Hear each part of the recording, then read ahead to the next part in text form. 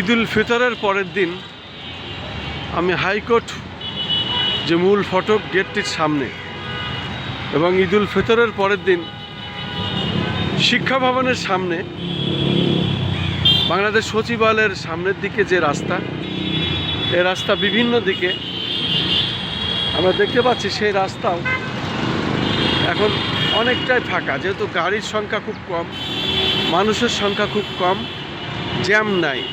এই ঈদে মানুষ ঘরে এবং প্রত্যেকেই যার যার এলাকায় নামাজ পড়তে গেছে, ঈদের জামাত পড়েছে এবং পরের দিন তারা আবার এই ছুটির দিনে তারা যার যার আত্মীয় স্বজন বাড়ি ঘুরছে ফিরছে, যেহেতু এলাকায় অনেক দিন পর তারা আবার এক বছর পর হয়তোবা সামনে আবার কুরবানি ঈদে তারা ছুটি পাবে, যাবে। তার আগ মুহূর্তে রাজধানী ঢাকার যে চিত্র সেটা আমি দেখাচ্ছি, বিশেষ করে ঈদের পরের দিন, ঈদুল ফিতরের পরের দিন যে চিত্র সেটাই আমি ধারণ করছি এবং সেটাই আমি দেখিয়ে যাচ্ছি। রাজধানী ঢাকা এখন ফাঁকা। ঈদের ছুটিতে মানুষ প্রত্যেকেই যার যার এলাকায় ঈদ করতে গিয়ে ছুটি কাটাচ্ছে। আবার ঈদের ছুটি শেষ হলে মানুষ আবার রাজধানী ঢাকায় ফিরবে।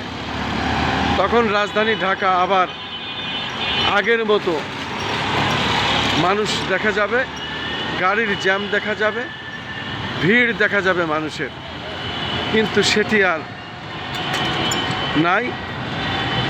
ঈদের পরের দিন, ঈদুল ফিতরের পরের দিনের দৃশ্যটি আমি রাজধানী ঢাকার যখন যে এলাকায় যাচ্ছি সেই দৃশ্যটি আমি ধারণ করছি। আমি দেখতে পাচ্ছি রাজধানী ঢাকা চলাফেরা করে এখন খুব মজা, যেহেতু রাজধানী ঢাকা এখন ফাঁকা, সে কারণেই মানুষের চলাফেরা খুবই মজা এবং আরামদায়ক।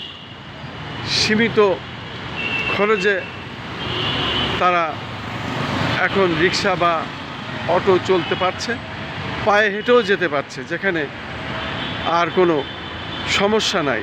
তবে প্রশাসন আছে, পুলিশ টহল দিচ্ছে, এটা আমরা দেখেছি। মোটামুটি রাজধানী ঢাকা এখন নিরাপদ একটি শহর, চলাফেরা করে খুব মজা। ঈদের পরে আবার মানুষ রাজধানী ঢাকায় আসবে কর্মস্থলে, তখন আবার ভিড় হবে। তার আগের যে চিত্রটি সেটাই আমি দেখিয়ে যাচ্ছি, সেটাই ধারণ করছি।